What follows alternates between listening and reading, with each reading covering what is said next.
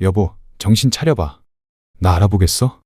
당신 교통사고 난 후 지금 3일 만에 정신이 돌아온 거야. 당신 잘못되는 줄 알고 얼마나 걱정을 했는데. 아기, 우리 개똥이 어떻게 됐어?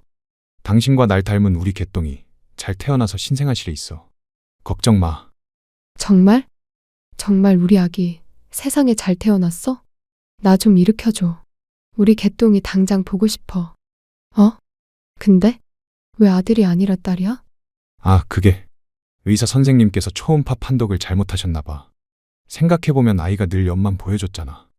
당신 친구 언니가 미안하다고 실수했다고 전해달랬어. 당신 깨어났으니까 좋은 소식 부모님께도 알려야 되겠다. 아, 그래? 나는 아들인 줄 알고 출산용품도 죄다 하늘색으로만 사놨는데 핑크색으로 바꿔야 하나? 안녕하세요. 저는 올해로 43살이 된 평범한 여자입니다. 지금부터 제 사연을 들려드릴게요.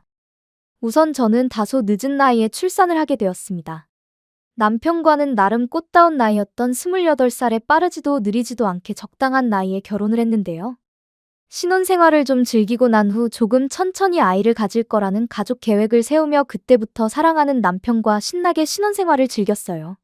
제 남편은 대학교 때 만나서 흔히 말하는 캠퍼스 커플로 6년 동안 사귀고 결혼을 했습니다. 제 남편은 누구보다 저를 잘 이해해주고 보듬어주는 다정하고 상냥한 남자였습니다. 성격도 취미도 잘 맞고 심지어는 바이오리듬까지 찰떡같이 맞아떨어져 우리가 싸우는 일은 흔하지 않았어요.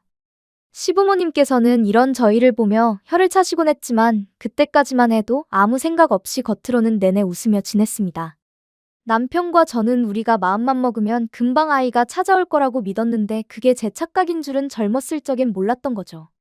30대 중반쯤 슬슬 신혼생활을 즐기는 걸 정리하고 아기를 가지려고 했는데 저희 생각과는 다르게 아기 천사는 쉽게 찾아오질 않더라고요. 매번 임신 테스트를 할 때마다 피가 말라오기 시작했습니다. 저는 더 이상 자연적으로는 안 되겠다 싶어 남편에게 얘기를 꺼냈습니다. 여보, 우리 병원 가서 검사 한번 받아보자. 벌써 내 나이도 37살이야. 더 나이 들면 안 될 것 같아. 내 친구 언니가 산부인과 의사인데 그렇게 잘 본다고 하더라고. 에이, 아직 37살이면 30대인데 뭘 그렇게 조급하게 생각해. 자꾸 스트레스 받으면 더 안 생긴다니까. 우리 그냥 마음 편하게 먹자. 응. 남자들이란 뭘 믿고 저렇게 여유로운 건지 괜시리 얄밉더라고요. 그 무렵 제가 임신에 대한 스트레스 때문에 많이 예민해져 있을 때였어요. 하도 성질을 피워대니 남편은 어쩔 수 없이 제 손에 붙들려서 저와 함께 난임 클리닉에 가게 되었고 각종 검사를 받아보게 되었는데 다행히 남편에게는 아무런 이상이 없더라고요. 문제는 제 쪽에 있었습니다.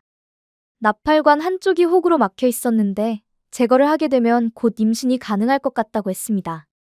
허나 의사의 희망적인 말에도 불구하고 저는 근종 제거 수술을 한 후 몸이 회복된 다음 다시 한번 임신을 시도했지만 쉽지 않았죠. 성공한다 한들 금방 습관적으로 유산이 되어버렸습니다. 다른 사람들은 마음만 먹으면 쉽게 가지는 아이, 저는 대체 왜 안 될까 싶어 여자로서 자존심이 무너진 적도 한두 번이 아니었었죠. 그때마다 괜찮다고 위로해주는 든든한 남편이 있어 간신히 버틸 수 있었어요.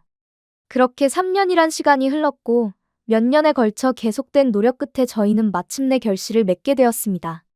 조금 있으면 태동도 느껴질 거란 의사의 말에 고맙다는 말을 몇 번이나 했는지 모릅니다. 자기, 뱃속 아기 성별이 아들이라는 거 들었어? 응, 들었지. 우리 이제 태명 짓자, 여보. 개똥이라고 지을까? 예전엔 하도 애들을 많이 잃어서 이름을 막 지으면 오래 산다고 일부러 그랬다잖아. 개똥이 좋잖아, 개똥이. 자기도 참 개똥이가 뭐야. 그래, 뭐 오래 살 수만 있다면야 개똥이로 하자. 뱃속에 있는 우리 개똥이 얼른 무럭무럭 자라서 엄마 품으로 오자. 이렇게 외치며 저는 배를 쓰다듬었고 우리는 서로를 사랑스럽게 바라보았습니다. 제가 안정기에 접어들고 나서 저희 부모님과 시부모님께 임신 소식을 말씀드렸더니 기쁨에 벅차해 하시더라고요.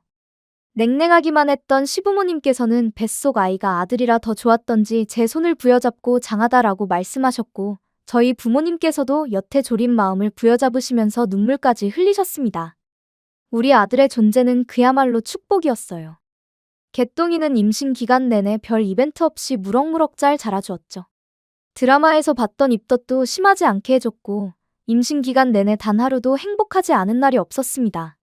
그렇게 하루하루 엄마가 될 날을 준비하고 있었습니다. 그렇게 임신 막달쯤 저는 곧 태어날 아기를 위해 그날도 산부인과 정기검진에서 초음파로 제 아이를 본 후 집으로 돌아오고 있었는데 하필이면 큰일이 터지고야 말았습니다. 무슨 영문인지 신호와 저를 못 본 승용차 한 대가 저를 있는 그대로 치고 말았던 겁니다. 바닥에 쓰러졌던 순간 저는 본능적으로 배를 감싸 안았고 사람들에게 둘러싸여 정신이 아득해지는 걸 느꼈습니다. 대체 얼마나 시간이 흘렀을까? 의식을 회복해서 차츰 눈을 떠보니 온통 새하얀 게 천국인가 싶었지만 들려오는 남편 소리에 불현듯 살았구나라고 느꼈습니다. 여보, 정신 차려봐. 나 알아보겠어? 당신 교통사고 난 후 지금 3일 만에 정신이 돌아온 거야. 당신 잘못되는 줄 알고 얼마나 걱정을 했는데. 아기, 우리 개똥이는? 우리 개똥이 어떻게 됐어? 떨리는 소리로 아기에 대해서 묻자 잠시 그림자가 드리워지는 남편의 표정과는 달리 너무나 감사하고 기적적인 얘기를 들려주더라고요. 당신과 날 닮은 우리 개똥이 잘 태어나서 신생아실에 있어. 걱정 마. 정말? 정말 우리 아기 세상에 잘 태어났어. 나 좀 일으켜줘. 우리 개똥이 당장 보고 싶어. 남편은 제 몸이 안 좋으니 본인이 직접 신생아실에서 아기를 데리고 오겠다고 했습니다. 남편이 병실을 나간 그 순간 아이를 만날 생각에 얼마나 심장이 떨리던지요. 뱃속에서 고이고이 길러 세상에 태어난 가장 예쁜 모습도 보고 싶었고 우렁찬 울음소리도 듣고 싶었는데 엄마가 되는 기쁜 순간을 놓친 것이 아쉽긴 했습니다. 하지만 아이가 무사한 것만으로도 감사했습니다. 이윽고 남편은 제게 아기를 안고 와서 건네주었고 저는 감동에 눈물 지으며 아이를 안아보았는데 근데 아이의 발에 묶여있는 띠에 성별이 딸이라고 적혀있는 게 아니겠습니까? 분명 뱃속 초음파로는 아들이라고 했는데 어떻게 딸이 태어난 건지 저는 남편에게 물었습니다. 아, 그게 의사 선생님께서 초음파 판독을 잘못하셨나 봐. 생각해보면 아이가 늘 옆만 보여줬잖아. 당신 친구 언니가 미안하다고 실수했다고 전해달랬어. 당신 깨어났으니까 좋은 소식 부모님께도 알려야 되겠다. 아 그래? 나는 아들인 줄 알고 출산용품도 죄다 하늘색으로만 사놨는데 핑크색으로 바꿔야 하나? 미리 알고 있었던 성별이 달라서 당황스럽긴 했지만 생각해보면 아이가 초음파할 때마다 옆만 보고 있다고 툴툴대던 친구 언니의 반응이 떠올라 그럴 수도 있겠거니 했습니다. 그저 교통사고에도 살아준 아이가 감사하고 기특할 따름이었죠. 저는 배운 대로 직접 아이에게 수유를 해주려고 노력했고 배고픈지 입을 쩍쩍 벌리는 모습이 마치 아기새 같아서 깨물어주고 싶더라고요. 남편은 그 모습을 하염없이 바라보다 눈물을 지었습니다. 제가 웃으며 왜 우냐고 아이 수유하는 모습이 그렇게 감동이냐고 했더니 남편은 그렇다며 고개를 끄덕이고는 창피했는지 자리를 피했네요. 몸을 좀 움직여야 한다는 주치의의 말 맞다나 저는 링거병을 들고 천천히 몸을 일으켜 병원 안을 걸었고 우리 아기를 보기 위해 신생아실로 천천히 걸어갔어요. 그런데 저와 같은 마음으로 온 산모가 신생아실을 기웃거리며 미소를 짓고 있더라고요. 저도 곁으로 가서 우리 딸을 보았습니다. 깊이 잠이 든 모습조차 사랑스럽더라고요. 제가 넋을 잃고 아이를 보니 산모는 그제서야 제가 곁에 있다는 것을 알고 깜짝 놀라고는 부랴부랴 자리를 피했습니다. 제가 무슨 귀신도 아니고 그렇게 놀라서 피할 것까진 없었는데 괜시리 기분이 나빠졌지만 다들 예민해진 시기이니 털어버리자 했죠. 저는 퇴원 후 집으로 돌아와 육아 전쟁을 시작했습니다. 아이를 보는 건 여간 어려운 일이 아니었어요. 육아를 하면서 신경이 곤두세워져 남편에게 화를 내는 일도 많아졌고 남편은 생각보다 육아 참여도가 시원치 않았습니다. 언제나 참아주던 남편이었지만 매일 아이 울음소리에 시달리다 못해 도저히 참을 수가 없었는지 제게 베이비시터를 구하자고 얘기를 꺼냈습니다. 남편도 외버리고 가뜩이나 아이를 키우면서 지출 비용도 늘었던 터라 처음에는 싫다고 했지만 지인 소개로 좋은 금액의 아기를 정성껏 꼼꼼히 돌봐준다는 사람이 있다고 설득하더군요. 결국 저는 일단 사람을 보기로 했습니다. 아이를 사랑했지만 육아는 정말 고되고 힘들었거든요. 첫 아이라 신경 쓸 게 많아서 그랬던지 결벽증까지 생겼고 아이에게 조금이라도 안 좋다는 건 하고 싶지 않아 면접을 직접 진행했습니다. 안녕하세요. 처음 뵙겠습니다. 베이비시터 면접 보러 왔어요. 라며 인사를 왔는데 아직 어려 보이는 외모에 이제 갓 20살이 된 여자더라고요. 부모가 없어 시설에 자랐다던 여자는 밑에 새로운 동생들이 많아 자기가 다 돌봤고 덕분에 아이 돌보는 건 전문가 수준이라고 너스레까지 떨었습니다. 제 표정이 그다지 좋지 않다는 걸 느꼈는지 남편은 일단 일주일 정도 아이를 돌보게 하고 마음에 안 들면 언제든 거절해도 된다며 저를 설득했습니다. 베이비시터는 저희 집에서 상주하며 밤낮으로 아이를 돌보기를 바랐고 저는 일주일 정도 일을 시켜보기로 했어요. 베이비시터가 처음 온 날 아기 낳고 처음으로 푹 잠을 자고 왔더니 머리가 개운해지는 게 그제서야 좀 살 것 같더라고요. 깨어나 보니 그녀는 제가 미리 준비해두었던 맘마를 데워 아이에게 먹이고 있었고 앉는 모양새도 기저귀를 가는 솜씨도 그녀의 말만 따라 능숙했습니다. 게다가 얼마나 꼼꼼하고 정갈한지 살림 솜씨까지 저보다 나아서 제 시간에 제가 먹을 식사를 아이 수유를 고려해 영양별로 골고루 차려내놨고 맛도 일품이었어요. 쉬지 않고 그녀는 움직였고 힘들게 일하면서도 늘 웃음을 머금고 있었습니다. 그녀가 마음에 들었던 저는 일주일까지 볼 필요도 없이 그녀를 고용하기로 남편에게 뜻을 정했고 그제서야 남편도 숨을 돌리더라고요.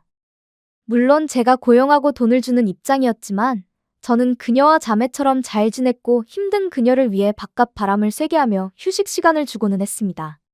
그런데 시터는 집에서 아기와 함께 있는 시간을 훨씬 더 좋아하는 것 같았어요.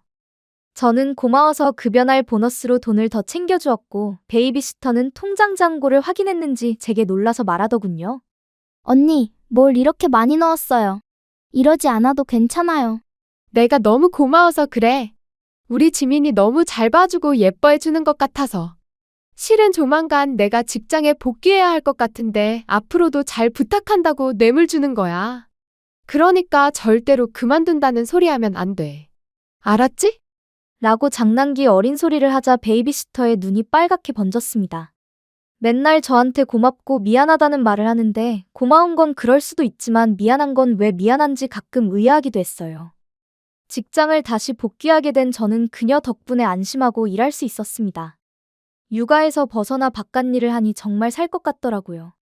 나온 김에 그간 못 만났던 친구들도 자유롭게 만났는데 그때야말로 제가 충격적인 진실을 마주할 줄은 차마 몰랐습니다. 대학 시절 잘 지냈던 친구들이었는데 그중 제 산부인과 주치의 동생도 있었어요.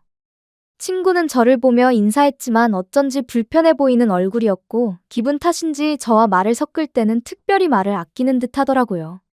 그리고 저는 그 친구가 왜 그랬는지 알게 되었습니다. 밖에 잠깐 주차된 차를 빼달라고 해서 나갔다가 화장실까지 들리게 되었는데 그곳에서 우연찮게 그들의 대화를 듣게 되었어요. 정말? 정미 남편이 정말로 그랬다고? 아내를 사랑하는 마음이 대단하긴 한데 꼭 그렇게까지 해야 하나 싶기도 하고 정미만 불쌍하지 뭐. 언니가 입단속하라고 신신당부하는 통의 표정 관리하느라 혼났네. 정미한텐 절대 비밀이야. 야, 그런 얘기를 어떻게 하니? 근데 정미 진짜 어떡하냐? 교통사고 때문에 지 자식도 아닌 애를 자기 자식으로 알고 키우게 생겼으니. 저는 귀가 멍멍해져 순간 제가 무슨 말을 들었나 싶었습니다. 정신이 번쩍 들어 저는 모습을 드러내 친구를 붙잡고 그게 무슨 말이냐고. 교통사고 때문에 다른 애를 키우게 생겼다니 그게 대체 무슨 말이냐고 물었더니 친구의 얼굴이 사색이 되면서 우물쭈물하다가 결국 진실을 토해내더라고요. 사실은 정미야, 너 그때 교통사고 당했을 때 아이가 잘못돼서 세상에 나오지 못했는데 너희 남편이 너 받을 충격 때문에 옆에 미혼모가 보육원에 보낼 뻔한 아이를 입양해서 너 아이로 키우게 한 거야. 뭐? 뭐라고? 그게 지금 말이? 너무 충격을 받은 나머지 말조차 제대로 나오질 않았습니다. 정신이 혼미해지며 손발이 부들부들 떨리고 눈물이 쉴 새 없이 떨어지더라고요. 저는 기어이 충격에 정신을 잃었고 다시 눈을 떴을 때는 제 곁에 남편이 있었습니다. 응급실 안에서 저는 남편을 보자마자 이성을 잃은 채 붙잡고 흔들어 외쳤어요. 당신 미쳤어? 당신 우리 아이한테 무슨 짓을 한 거야? 내 아이한테 무슨 짓을 한 거냐고. 미안하다. 다 내 잘못이야. 내 아이가 그럼 지금 내 품에서 자라고 있는 내 아이가 다른 사람의 아이야? 그럼 우리 아이는 내 아들은? 그래요. 분명 막달까지 뱃속 아기가 사내 아이라고 했는데 태어나 보니 딸로 바뀌었다는 것 자체가 수상했습니다. 사실은 수상해서 의심해볼 여지가 있을 수도 있었지만 일부러라도 그런 쪽으로는 제 스스로가 생각조차 하기 싫었던 걸 수도 있었던 것 같네요. 가엾은 내 아들은 부주의한 엄마 때문에 뱃속에서 다 자라고도 사고로 인해 하늘나라로 가버렸고 내 딸이라고만 알았던 그 아이가 사실은 다른 사람의 아기였다는 게 도저히 받아들이기 힘들었습니다. 저는 남편을 붙잡고 오열하며 끄끄거리며 울음을 쉴 새 없이 토해냈어요. 남편이 슬픔을 참으며 겨우 말문을 떼더라고요. 우리 아들은 나 혼자 장례 치르고 잘 보내줬어. 나도 그 아이를 보내는 게 쉽지 않았어, 여보. 그런데 당신한테 어떻게 그 충격과 고통을 줄 수가 있겠어? 당신도 나처럼, 아니 그 이상으로 받을 거라고 생각하니까 마음이 아파서 참을 수가 없더라고. 내가 이 정도인데 당신은 살 수 없겠다 싶었어. 그러다가 다른 아기가 태어난 울음소리를 듣게 된 거야. 나중에 알고 보니 미혼모가 낳은 아이라는데 그 여자가 현실적으로 아이를 키울 여건이 안 된다며 시설에 맡긴다고 하는 거야. 그래서 고심 끝에 우리 아이로 입양하겠다고 했어. 당신이 깨어나기 전에 우리 아이로서 잘 키우겠노라고 약속하고 그 아이를 우리 딸로 데려왔던 거야. 절대 용서 못해? 당신은 내게 솔직하게 말을 해줬어야 돼. 나는 당신 때문에 엄마로서 내 아이 임종조차 지키지 못했던 거잖아. 어떻게 그런 걸 속여? 나더러 앞으로 어떻게 살라고? 도저히 믿기지 않는 진실에 저는 어찌해야 할지 몰라 남편을 붙들고 울었고 당신도 그 아이도 이젠 꼴도 보기 싫다고 말했습니다. 그 배신감은 이루 말할 수가 없었고 당신 같은 사람이랑 도저히 같이 살 수가 없다며 눈앞에 나타나지 말라고 했죠. 그렇게 결국 저를 타이르던 남편이 돌아갔습니다. 숨이 막혀올 것 같은 고통스러운 시간에 누워있는데 1시간쯤 지났을 때였을까요? 베이비시터가 제게 왔더라고요. 남편에게 소식을 듣고 제가 걱정이 되었는지 빨갛게 눈이 충혈된 상태로 온통 눈물 바람이 되어 있었는데 그녀의 존재가 어느 때보다도 힘이 되었습니다. 그런데 그녀는 저를 붙들고 또다시 믿을 수 없는 소리를 하대요. 언니, 미안해요. 실은 내가 언니 딸 지민이 친엄마예요. 혹시 기억하실지 모르겠는데 신생아실에서 우리 아기 몰래 보다가 언니랑 마주칠 때마다 도망쳤던 사람이 바로 저예요. 순간적으로 너무 많은 충격을 동시다발적으로 많이 받다 보니 모든 얘기가 다 헛것으로 들렸습니다. 돌이켜보니 신생아실에서 마주했던 여자가 어렴풋이 떠올랐죠. 늘 저만 보면 후다닥 도망갔던 친모가 베이비시터 같기도 했네요. 산후 붓기가 빠져 제가 차마 못 알아본 탓에 돈까지 써가며 그 여자를 그 여자의 아이와 함께 두었던 거였어요. 정도 주고 마음도 주고 정말 친자매처럼 생각했는데 어쩌면 내 아이도 살아있고 그녀도 아이를 키울 여건이 되어서 품 안에 키웠다면 우리는 한 병원에서 아이를 비슷한 시기에 낳은 인연으로 좋은 육아 동기가 되었을 텐데. 저는 앞으로 대체 어떻게 살아야 할지 눈앞이 깜깜했습니다. 그냥 세상이 멈춘 기분이었죠. 저는 당분간 친정으로 가서 몸과 마음을 추스르기로 했고 친정 부모님께 남편이 제게 저지른 행동에 대해 모두 말했습니다. 친정 부모님께서는 한바탕 난리가 나셨고 억장이 무너진 심경으로 시댁에다가도 토시 하나 안 빠뜨리고 알려 집안은 단번에 뒤집혔어요. 시부모님과 남편이 와서 제 앞에 무릎 꿇고 잘못했다고 싹싹 빌었는데 남편은 그 와중에도 더 이상 어떤 말도 제게 하질 않았습니다.